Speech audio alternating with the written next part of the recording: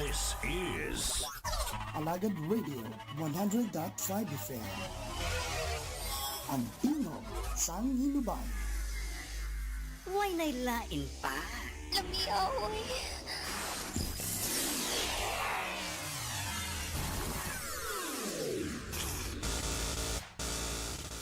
Wishing you a Merry Christmas from Music Radio Creative. RH 100.5 FM. Radyo Hinubay.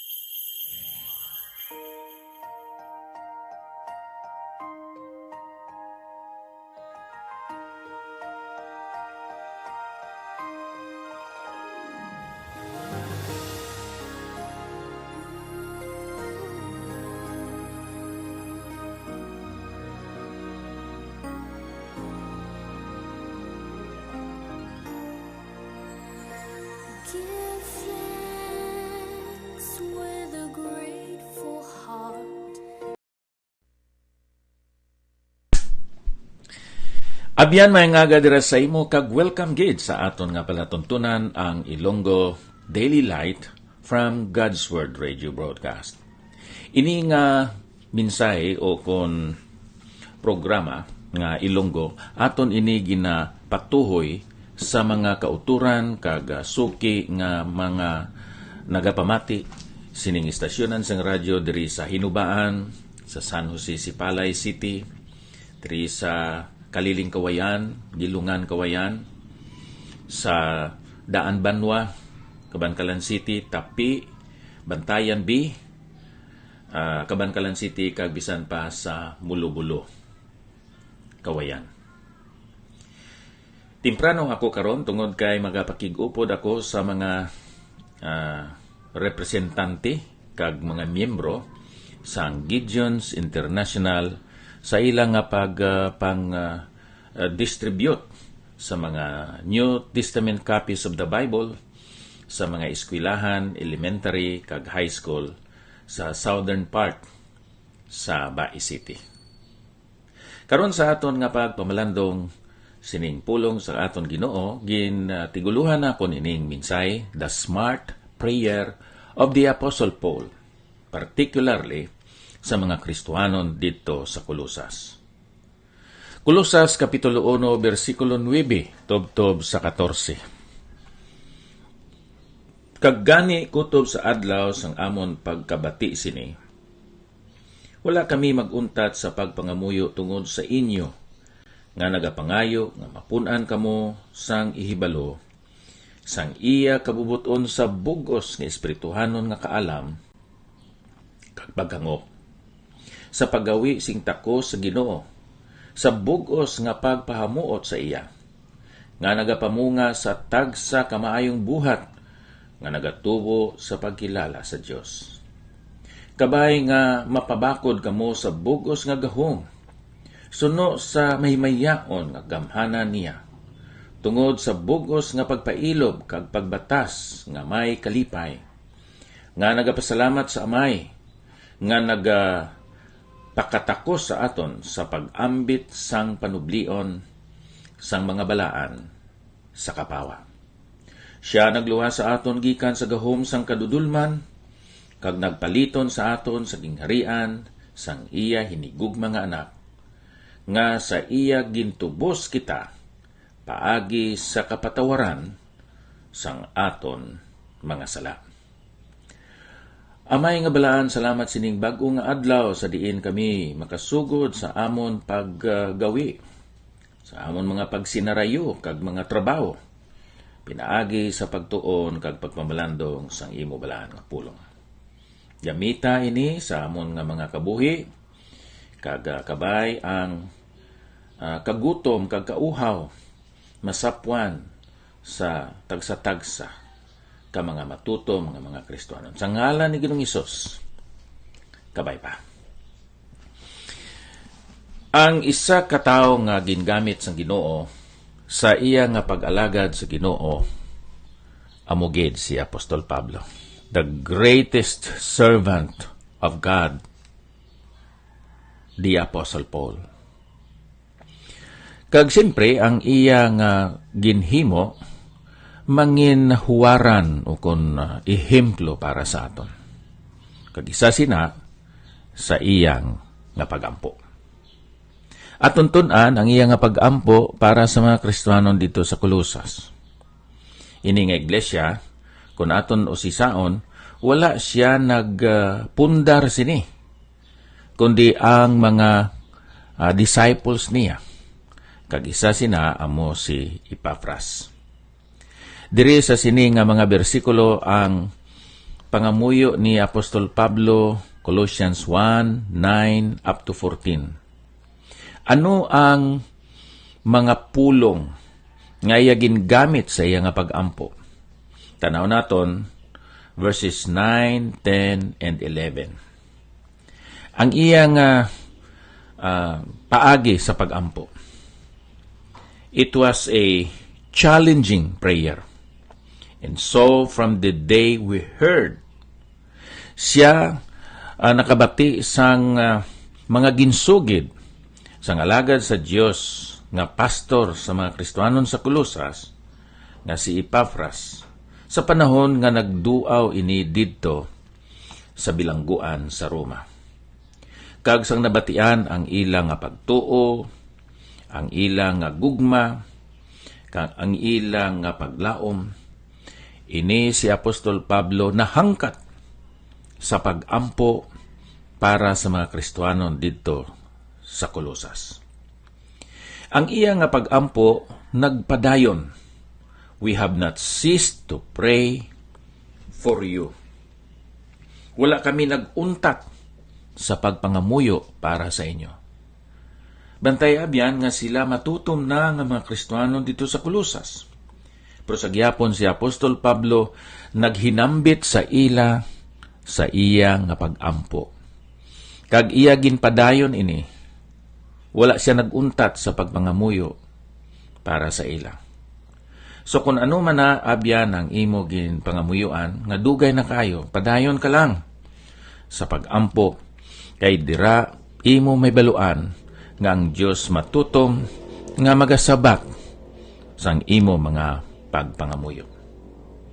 Ano ang motibo niya nga siya nagampo? Sa bersikulo 9, sa ikaduha nga bahin, kag sa bersikulo 10. Ang una niya nga motibo, makita diri sa verse 9b. Siling diri, nga nagapangayo nga mapunan kamo sang ihibalo sang iya kabubuton sa bug-os nga espirituhanon nga kaalam kag paghangop. Ang iya motibo, una, the wisdom that knows the will of God. Ang kaalam nga nakahangop kag nakahibalo sang kabubuton sang Dios. Madamo sa mga Kristiyanon nga knowledgeable, pero hindi naman sila wise. Madamo sa mga Kristiyanon nga nakahibalo sa mga dalom nga mga doktrina diri sa balaan kasulatan, pero hindi sila wise sa ila behavior, actuations, attitudes. Ang ila batasan sa gihapon nagakinahanglan nga liwaton para sa kahimayaan kagkadungganan sa Ginoo. Madali sila mangakig nga ang ila mga natun-an sa pila na katuig naguba tungod sa walay pagpugong-pugong nga kaakig o kasilo. So si Apostol Pablo nagpangamuyo nga ang mga Kristiyanon dito sa Colosas makaangkon sang kaalam nga nakahangop kag nakahibalo sang kabubuton sa Dios. The wisdom that knows the will of God. Number 2, the walk that is worthy of the Lord, sa verse 10. Sa paggawi sing takos sa Ginoo, sa bugos nga pagpahamuot sa iya, nga nagapamunga sa tagsa kamayong buhat, nga nagatubo sa pagkilala sa Dios. Yes, he prayed that their walk, their behavior, their way of life, their lifestyle would be in conformity to the nature, the attributes, and the expectations of God for them. Ikatatlo, the works that are bearing fruits. Imo mabasa, inaabyan sa ikaduhang nga bahin sa versikulo 10, nga nagapamunga sa tagsa kamaayong buhat, kag nagatubo sa pagkilala sa Dios. Ini bala ang pulong nga results. Naga-refer ina sa mga development dira sa mga inanimate nga mga butang kag mga hitabo, results. Pero kung maghambal kita sang fruits, nagapahayag ina nga may elemento sang kabuhi, sang life. Nga ini nga mga Kristiyanon sa nagahimo sila sang mga maayong nga buhat, magaresulta ini sang Diyos nun, matarong balaan nga klase sang kabuhi. Hindi lamang sa ila mismo, kundi bisan pa sa iban nga mga tao. The works that are bearing fruits for the glory of God. So, amo ina ang mga pulong sa pag-ampo ni Apostol Pablo para sa mga Kristiyanon dito sa Colosas. Tanaw naton ang kusog sa sini nga pagpangamuyo, the muscle of prayer. Dira sa verse 11, kabay nga mapabakod kamo sa bugos nga gahom, sunod sa may mayaon nga gamhanan niya tungod sa bugos nga pagpailog, kag pagbatas nga may kalipay. Ari diri ang muskulo, ang kusog sini nga pag-ampo. Nga ang mga Kristiyanon dito sa Colosas makaangkon sang kusog halin sa Ginoo, being strengthened with all power according to His glorious might. Inang kusog nga wala gintulod sang kwarta kay iban nga mga siling tumulo kag membro sa simbahan, magasimba, magaparticipate, magig-involve dira sa simbahan kay ang ila plano makahulam sa isa sa mga madawa-dawa ang kahimtangan sa financial nga pagkabuhi. Tapos nga makahulam, di naman magsimba. Gintulod lang sa pag-alagad tungod sa handom kag motibo nga makahulam sang kwarta. Nagapadayon sa pag-alagad sa pag-attend sa mga meetings tungod kay nagapangaluyag sa isa sa mga babae membro sa among iglesia. So wrong motives. Wala ina sang muscle, hindi ina magapadayon. Si Apostol Pablo nagsiling nga ini nga mga Kristiyanon sa Colosas magapadayon sa pag-alagad nga makaangkon sila sang kusog halin sa Ginoo. Nga ini nga mga Kristiyanon sa Colosas may steadfastness para sa Ginoo, for all endurance and patience with joy, tungod sa bugos nga pagpailog kag pagbatas nga may kalipay. Tatlo ka mga pulong: pailog, pagbatas, kalipay. Ini makahatag sa Kristohanon sang pagka mapinadayonon sa pag-alagad sa Ginoo. Steadfastness for the Lord. May endurance. Kung sa aton kung aton ikumparar gani ang aton kabuhi karon, mas mahapos kay sa pagkabuhi subong Kristohanon dito sa New Testament period. Sa panahon nga ginsulat ini ni Apostol Pablo. Sa din si Apostol Pablo gali sa pagsulat niya sini, sa sulod siya sang prisuhan dito sa Roma. And yet he had the steadfastness from the Lord and for the Lord. And then sa verse 12, giving thanks to the Father. He spoke well, addressing it to the Father. Amoy ni ang iyang eulogy sa pagpangamuyo. May good words si Apostol Pablo sa iya pagsambit, sa iya pagampo para sa Ginoo. Sa pagamatod, hindi ni flattery ang pangamuyo ni Apostol Pablo sa Diyos nga ginainto-into ang Diyos, no? He was really sincere in his prayer and in giving thanks to the Lord. Sa versikulo 13, ginhambalan niya ang nanungod sa ginhimo sang amay. He made us qualified, who has qualified you to share in the inheritance of the saints in life. Ang naghimo sa aton nga kwalifikado sa pagbaton sang kaluwasan. Amo ini ang aton Dios sa iya nga plano kung paano kita nga mga makasasala makaangkon sang libre nga kaluwasan kag kabuhi nga wala sang katapusan. He qualified us. And then He delivered us from the domain of darkness. Ang tao nga wala sang relasyon sa Dios, ang iya panghuna-una nadulman. Nadulman siya nga hindi siya makakita sang mga pagdumala sang Dios sa iyang kabuhi. Naguna-una siya nga I can be great and successful. I can be a self-made man. So, madamo sa mga tao nga nagasugid sang ila kwarta, sang ila gahom, sang ila nga posisyon, dira sa katilingban o sa gobyerno, nga wala na sang pagpasalamat dira sa Dios.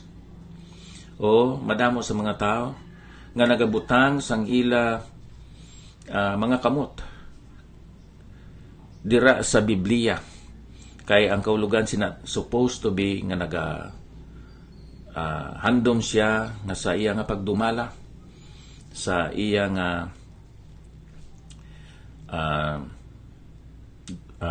probinsya, bisan pagani pungsod para sa presidente, probinsya, gobernador, sa syudad o kon banwa, ginabutang ang kamot sa Biblia nga nagapanumpa. Ano man ang meaning sina, nga gina-uphold niya ang balaan kasulatan, nga ma-uphold ang morality, ma-uphold ang righteousness, nga wala sang corruption, nga wala sang dishonesty. Di bala? Now, ang rason nga amo ina ang ginahimo sang iban, nga mga nagagahom dira sa aton gobyerno. Ina tungod kay ang ila mga una-una, ara sa idalom sang kadulom, kag wala sang relasyon dira sa Ginoo. Si Satanas amo ang nagainto, nagalimbong, nagapatalang sa mga tao. Pero ang aton Dios naghatag sa aton sang kapawa, kag nagluwas siya sa aton gikan sa kadulom. Iya kita nga gin-transfer dito sa ginharian sa iyang anak. Nga nagapatakos sa aton sa pag-ambit sang panublion sang mga balaan sa kapawa.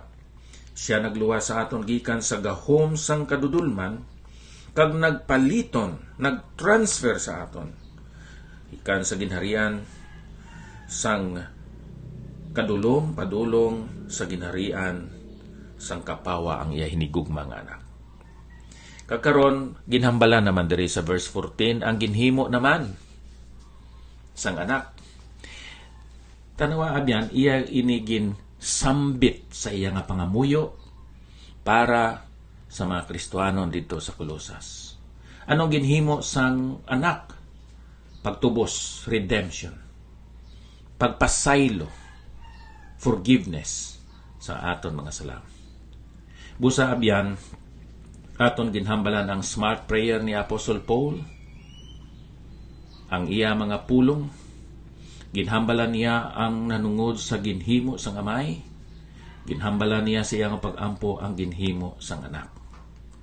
Kung imo si sahon abyan, ang pangamuyo ni Apostol Pablo, wala siya nagsambit sa mga material nga butang. Wala siya nangayo kwarta. Wala siya nangayo duta. Wala siya nangayo auto o salakyan. Wala siya nangayo sang mga bayo kung ano pa dira nga mga pagkabutang, cellphone, laptop, wala.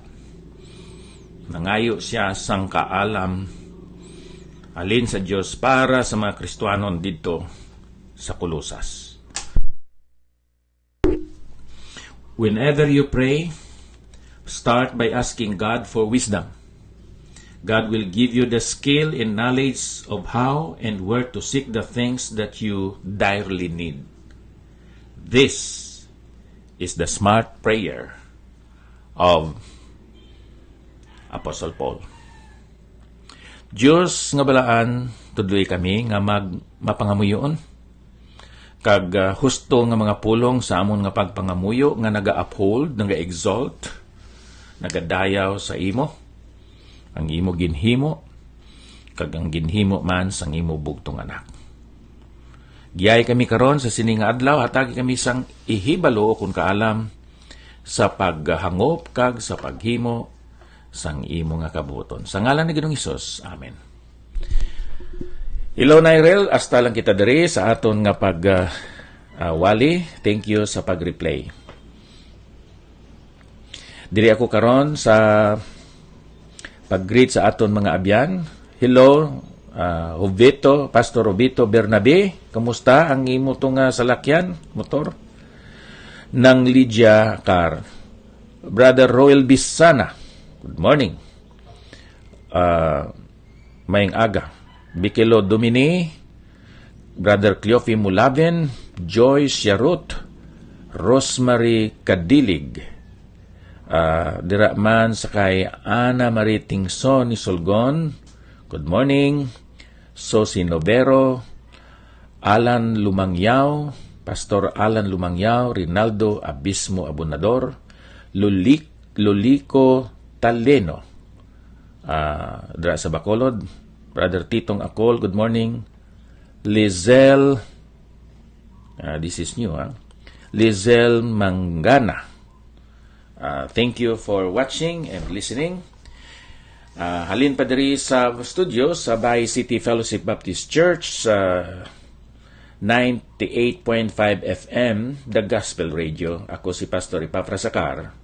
Nagasiling, may God bless us all. Thank you.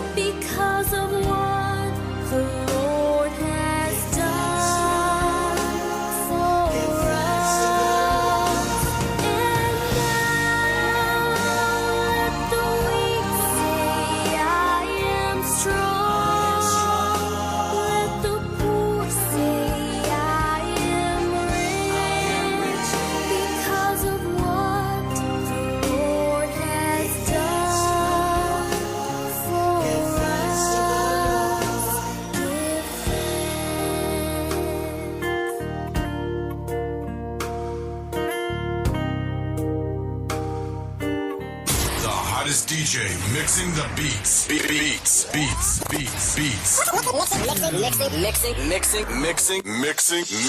the beats. Roll it up. Say you got a girl. How you want me?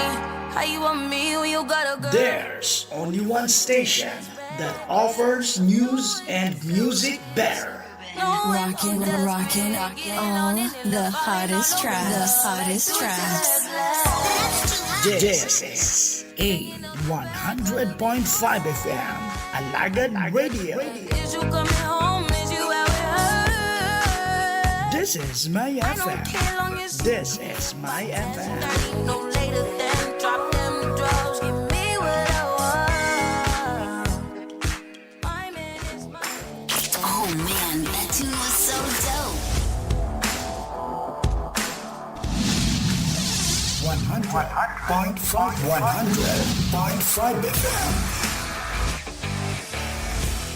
Get ready to feel the beats. It's about to get down.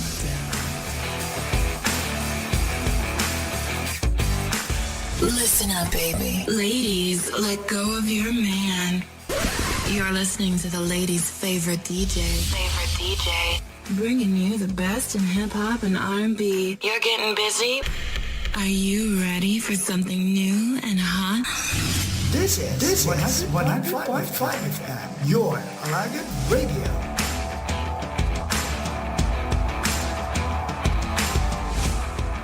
$100.5. 100.5 FM. Huwag nailain pa. Lami, oy.